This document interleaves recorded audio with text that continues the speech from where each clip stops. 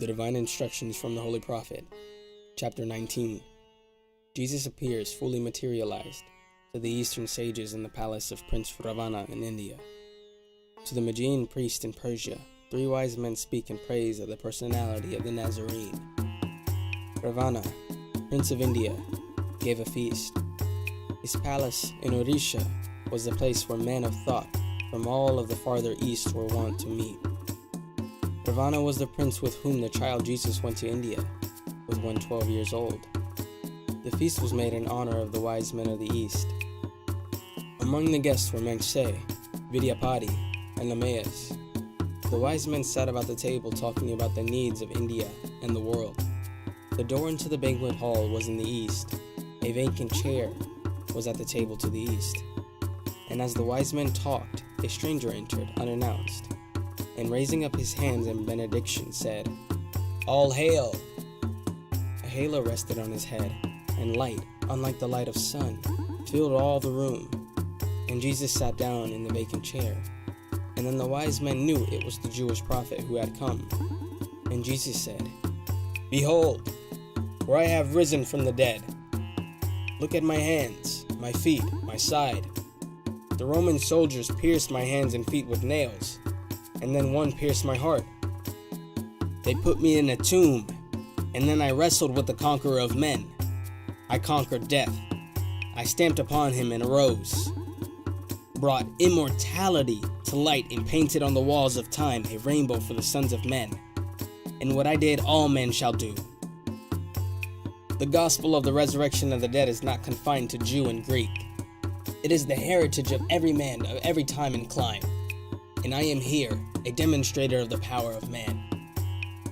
Then he arose and pressed the hand of every man and of every royal host and said, "Behold, I am not myth made of the fleeting winds, for I am flesh and bone and brawn, but I can cross the borderland at will." And they talked together there a long, long time.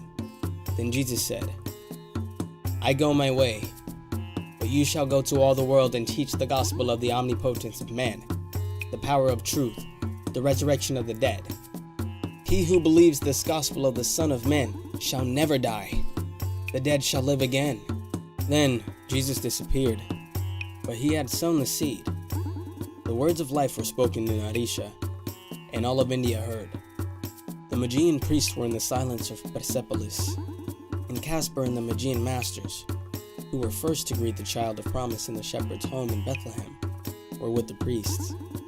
And Jesus came and sat with them. A crown of light was on his head, and when the silence ended, Caspar said, "A master from the royal council of the Silent Brotherhood is here. Let us give praise." And all the priests and masters stood and said, "All hail! What message from the royal council do you bring?"